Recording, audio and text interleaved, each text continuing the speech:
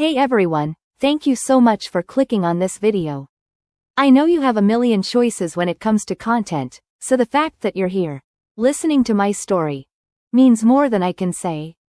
Whether you're here because you've been through something similar, or you just love a jaw-dropping tale of betrayal, buckle up. Because this one still keeps me up at night. Let's rewind. I caught my boyfriend cheating. His justification? You were too loyal to be exciting. For most of my adult life, I was the textbook definition of a ride or die. Loyal to a fault. The kind of person who'd remember the little things. His favorite snack after a long day, the exact way he liked his laundry folded, or the weird way he liked to sleep with one sock on and one off. I loved hard. I always have, and that was exactly what got me hurt. His name was Marcus. We met at a local bookstore, if you can believe it.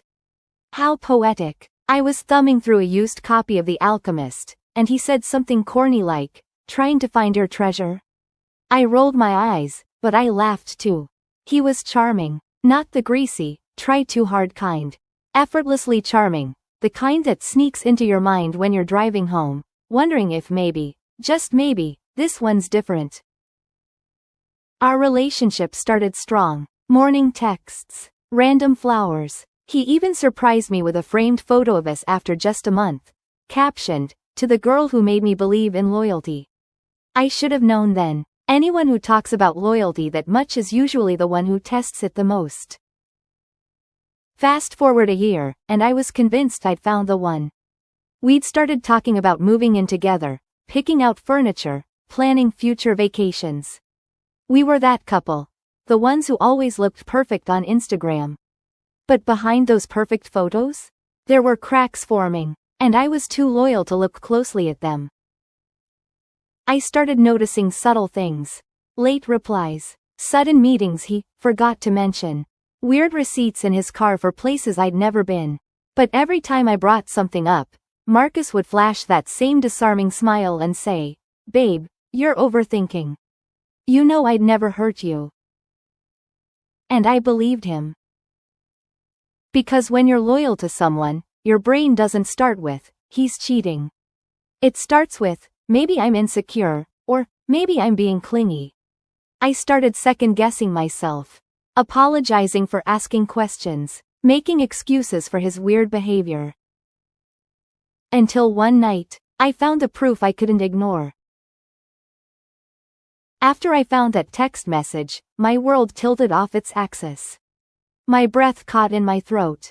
My heart didn't just sink, it crashed into my stomach like a stone. I read the message again, hoping I'd misread it. But there it was, in clear, smug, horrifying language. "Last night was amazing. She has no idea. You're so much more fun than her." She, me. The message was from someone saved in his phone as Camilla, Jim. I had met Camilla once, briefly, when I went to pick him up from his training session. She had been all smiles and tight leggings, but I never suspected anything. I trusted him, stupidly. That night, I didn't confront him. Not right away. Instead, I played the part of the supportive girlfriend like always. I made him dinner. I smiled. I even listened to him talk about how exhausting work had been. But in my head, a plan was brewing. I wanted to be absolutely sure. If I was going to confront him, I needed more than a single message. So I turned into a part-time private investigator. I downloaded a data recovery app to retrieve deleted messages. Turns out, he had an entire thread with Camilla. Hundreds of messages, pictures, voice notes, even videos. The kind that made my stomach churn and my chest squeeze so tight I could barely breathe. He wasn't just cheating, he was emotionally invested in her. They had inside jokes, nicknames, and he told her things he never even told me. Like how he wanted to move to California. How he thought I was too vanilla and safe. I was safe? I had held him through a panic attack when he lost his job. I loaned him money when his car broke down. I helped him draft his resume, prepped him for interviews, encouraged his gym training, even packed his meals every day. But to him, I was safe, in a way that made me boring. I still didn't say anything. My friends told me I was crazy for not throwing his stuff out the window, but I needed to hear it from his mouth. I needed the truth, so I set a trap. One Friday night, he told me he was staying late at work for a meeting. I pretended to believe him and told him I was going out with friends. Instead, I drove to the address Camilla had sent him in one of the messages, a sleek apartment in a building not far from the gym. I parked a block away and waited. My hands were shaking. My heart was pounding so hard I could hear it in my ears. I watched from behind the wheel as he arrived, not in his work clothes, but dressed in a tight black tee and cologne so strong I could smell it even from across the street. 10 minutes later, she opened the door. In a robe. They kissed like they were in a movie. Passionate, familiar, disgusting. I snapped photos. I recorded a short video. I had everything I needed. When he got home later that night, I was sitting on the couch, phone in hand. He walked in with that same tired work face he always wore, probably expecting a hug and a kiss. "How was your meeting?" I asked. He shrugged. "Long. Boring. I'm dead. Can we just crash early tonight?" "Sure," I said, then tossed the phone at him. He caught it out of reflex and stared at the screen. It was paused on the video of him kissing Camilla. His face drained of all color. "What the hell is this?" he stammered. "That," I said calmly, "is you. With Camilla, your gym friend." He looked like a deer in headlights. He tried to reach for me, but I stepped back. Wait. It's not what it looks like, okay? Just listen." I folded my arms. Make it make sense. And then came the most insane, gut-wrenching justification I have ever heard in my life. He sighed, like I was the one being unreasonable. "I did it because you were too loyal. Too perfect. There was no thrill anymore. You were always just there." "Excuse me?" I whispered. "You made things easy, but boring," he continued. "With Camilla, it's different. She challenges me. You always forgave everything. You were too loyal to be exciting." Too loyal. Like it was a flaw. Like my love was the reason he strayed. Like I made it too hard for him to screw up, so he had to do it deliberately just to feel alive. I didn't yell. I didn't scream. I didn't cry. I stood there, seething in a silence so loud it drowned him out. And he kept talking, trying to spin it, to justify it, to make me feel like I had somehow pushed him into another woman's arms by being too good. That's when I knew I wasn't the problem. He was. But I wasn't done with him. Not yet. He needed to feel what I felt. And I was just getting started. The next morning, I didn't wake up sad. I woke up electrified with fury and clarity. I wasn't going to let this end with a "we need to talk." No. If he thought I was too loyal to be exciting, I was about to give him the most thrilling breakup of his life. But I wasn't going to stoop to his level. No revenge affair, no screaming match. This had to be strategic, sharp, and unforgettable. I made a plan over coffee like a general prepping for war. First, I contacted Camilla. Not to fight, not to scream. I wanted to see what she knew. She responded to my DM with a confused, "Wait. What? You're his girlfriend?" Bingo. Turns out, he told her I was the crazy ex who wouldn't stop texting him. That we'd broken up months ago. She was shocked, but not enough to leave him. That told me everything I needed to know about her. Fine, she could keep him. But I wasn't going to let him walk away from this with his ego intact. I printed out the messages, the photos, the screenshots, even his quote about me being too loyal. I put them all in an envelope and titled it, "In case you forget what trash looks like." Then I mailed it to his mom. Yeah, his sweet, church-going, candle-making mom who used to call me her future daughter-in-law. I figured if she raised a man this delusional, she should see what her angel had been up to. Next, I boxed up all the things he ever gave me, every gift, hoodie, love letter, all of it, and dropped it at his place with a note, returning items of no value.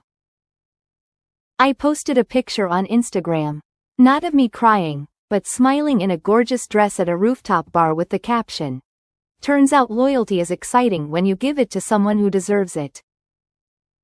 The comments rolled in fast. "Girl, what happened? You look like you just dumped 100 pounds of toxic. Spill the tea ASAP." Oh, I would. But I waited, because the grand finale was still coming. I arranged to meet him at a cafe, public, calm, safe. I told him I just wanted closure. He showed up looking like he hadn't slept in days. He probably hadn't. He sat down across from me and tried to grab my hand. "I made a mistake," he began. I was confused. "I didn't mean any of it. Camilla doesn't matter. You're the one I want." I looked at him like he was a stranger. "You said I was too loyal. Too boring. Remember that?" His face twisted in shame. "I was scared. You were too good for me. I didn't know how to handle it." "That's the only true thing you've said," I replied. "You didn't know how to handle someone who actually loved you. Who wouldn't leave, who had your back." He leaned in. "I can change." I laughed, loud enough for the couple at the next table to look over. "You couldn't even change your password." He was stunned. "What?" "Don't worry about it. Just know this, loyalty isn't a flaw. But betraying someone who gave it freely, that's unforgivable." I stood up, dropped a tiny envelope on the table. "This is a letter of reference. Feel free to use it for your next relationship. I detailed all your strengths: lying, gaslighting, lack of impulse control." I walked away. Did I cry afterward? Yeah, I bawled in my car like the world was ending. But it wasn't the end. It was the beginning of something much better. I took that loyalty he didn't value and gave it back to myself. And let me tell you, there is nothing more exciting than peace. After walking away from that cafe, the emotional high wore off faster than I expected. The adrenaline turned into silence. A long, quiet silence. The kind that fills your chest with equal parts relief and aching. I had just cut ties with someone who, for years, I thought would be my forever. But I knew, this wasn't grief. This was detox. That night, I went home to a quiet apartment that no longer smelled like his cologne or echoed with his laughter. And for the first time in months, maybe years, I slept. Not just dozed or tossed and turned. I slept. Deep, uninterrupted, dreamless sleep. Waking up alone the next morning didn't feel lonely, it felt sacred. Like I was reclaiming a part of myself I didn't realize I'd given away. But the emotional fallout wasn't over. Within days, his friends started reaching out. Not with sympathy, with drama. One of them, Jackson, messaged me saying, "You really mailed his mom all that? Damn, you went nuclear." And yeah, maybe I did. But nuclear was the only language this man seemed to understand. It was about time someone showed him consequences.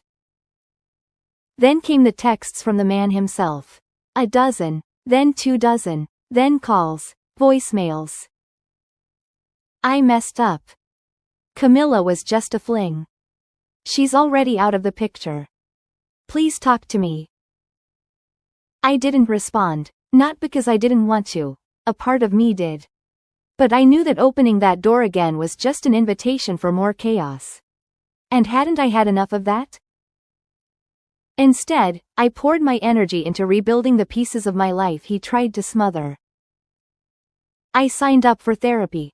I didn't go to fix myself. I went to understand why I stayed as long as I did. Why I ignored the red flags.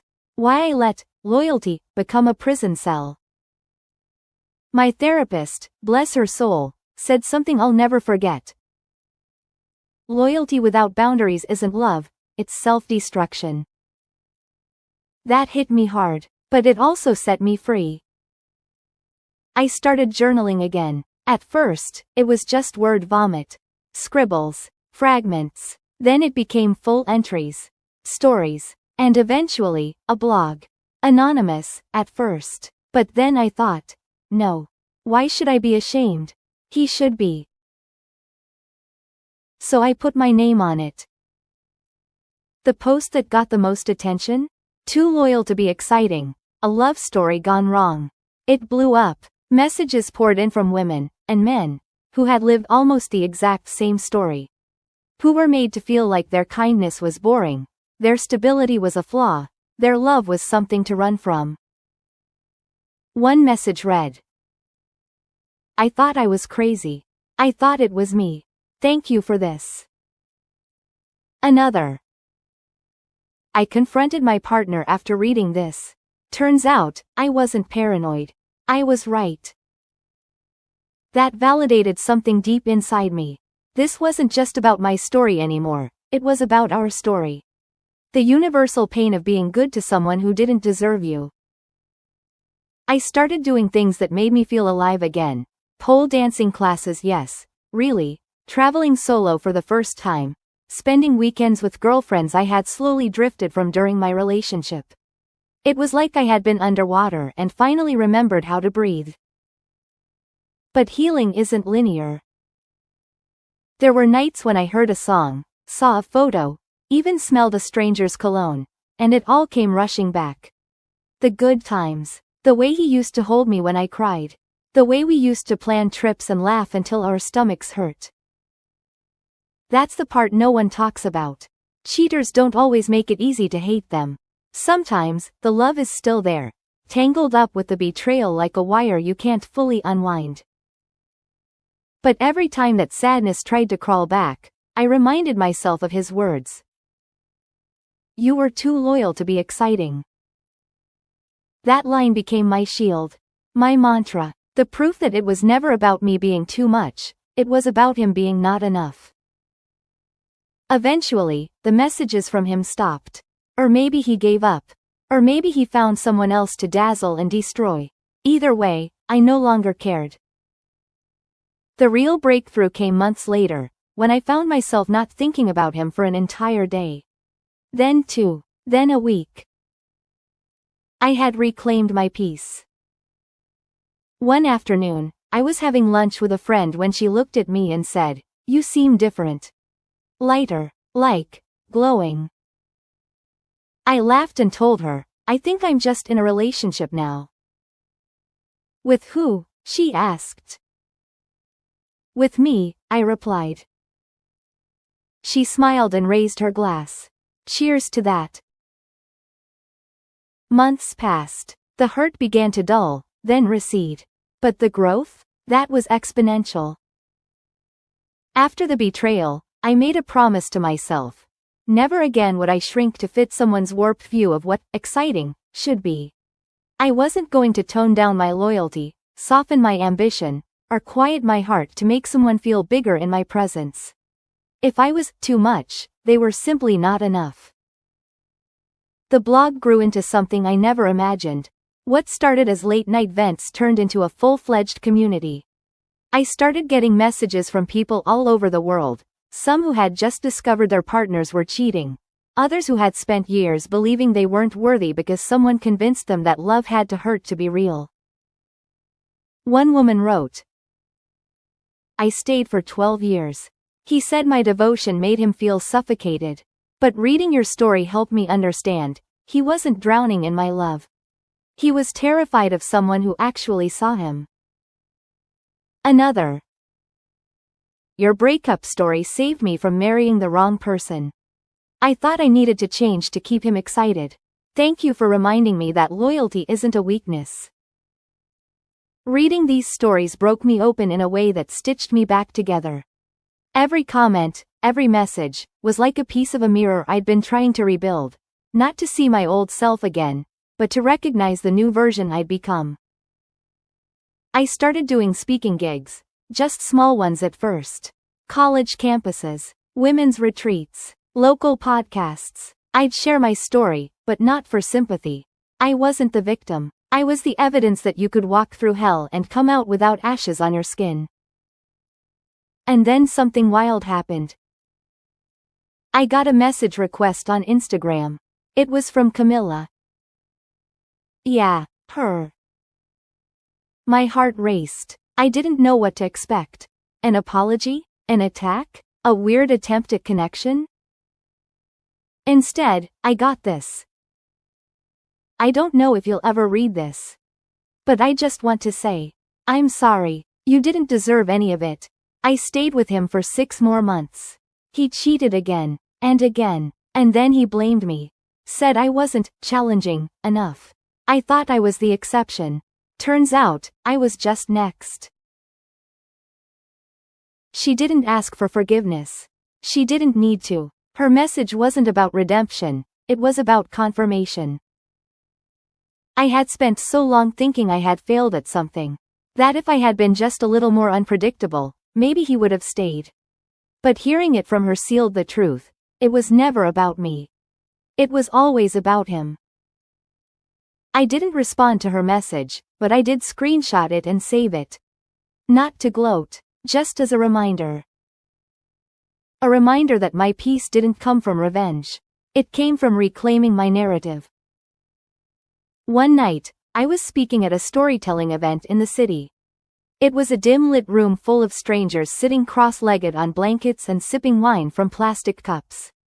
I stood in front of them and told my story from start to finish. The love, the betrayal, the insult, the rebirth. When I got to the line, he said I was too loyal to be exciting. The entire room gasped in unison. A man in the back shouted, "Girl, you dodged a bullet." We all laughed. But the laughter didn't erase the weight of it, it acknowledged it. It honored it. Afterward, a young woman came up to me with tears in her eyes. "You just told my story," she whispered. I hugged her. No words needed. That was the night I realized this wasn't just about moving on. It was about moving up. I started writing a book, not just about my experience, but about what it means to be too loyal in a world that celebrates chaos and punishes consistency. It's called Dangerous Devotion. Reclaiming loyalty in a world that can't handle it. Yeah, I'm proud of that title. Every chapter breaks down a different lesson I learned the hard way. Why being the stable one doesn't mean you deserve instability. How to spot emotional manipulation disguised as romance. The difference between exciting love and sustainable love. And most importantly, how to be loyal without abandoning yourself. The publishing process is long, but the draft is done. And no, I didn't write it to get back at him. In fact, this story? It stopped being about him a long time ago. Sometimes people ask me, if he walked up to you today, what would you say? And honestly? Nothing. Because there's nothing left to say. The most powerful closure doesn't come from confrontation. It comes from becoming someone who would never let that happen again. Someone who doesn't beg for loyalty, because they've learned to demand it. Looking back now, I realize his words, the insult that once shattered me, became my liberation. They forced me to reevaluate what I thought love was supposed to feel like. And through that, I found a deeper love. One that doesn't flinch. One that doesn't cheat. One that isn't afraid of consistency or safety or depth.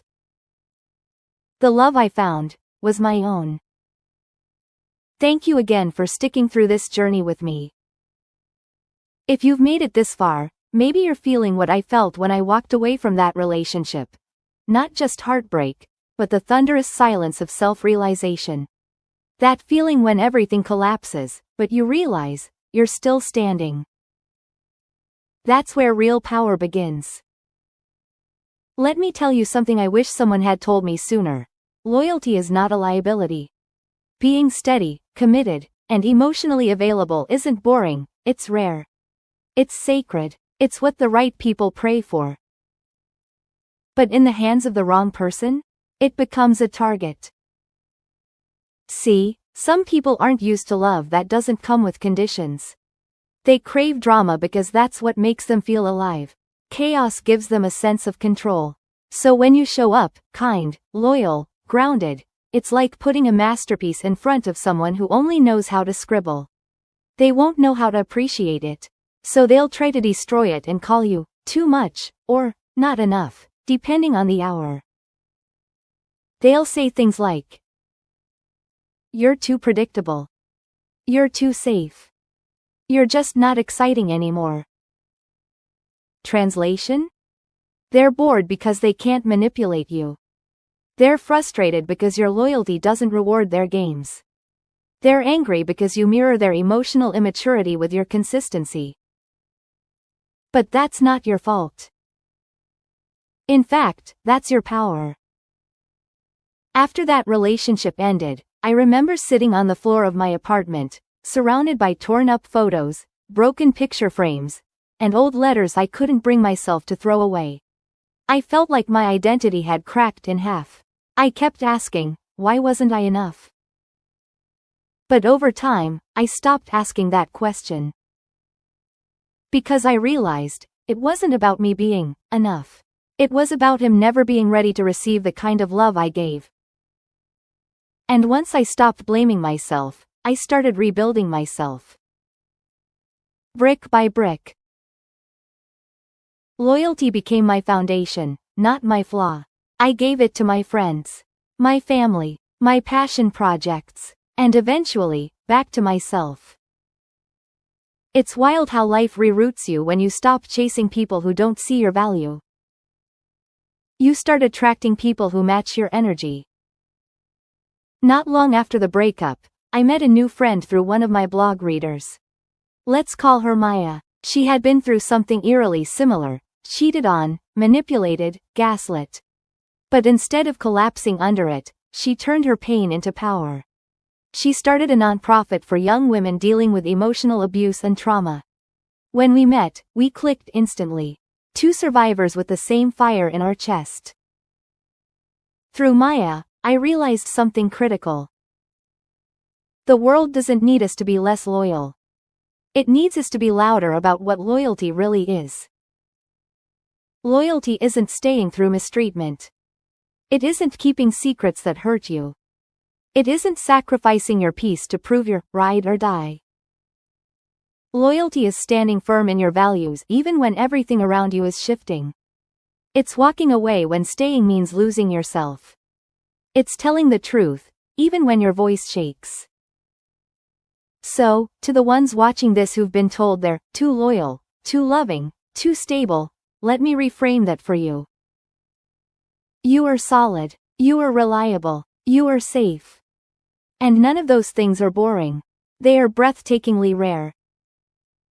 Let your love be loud, but make sure it echoes in hearts that don't just receive it, but honor it. Now, before you go, here's what I need from you. If this story made you feel seen, if it reminded you of your worth, or helped you reflect on your own journey, don't keep that feeling to yourself. Like this video to show that loyal hearts are still out here. Comment below if you've ever been in a relationship where you felt like you were too much for someone who gave too little. I want to hear your story.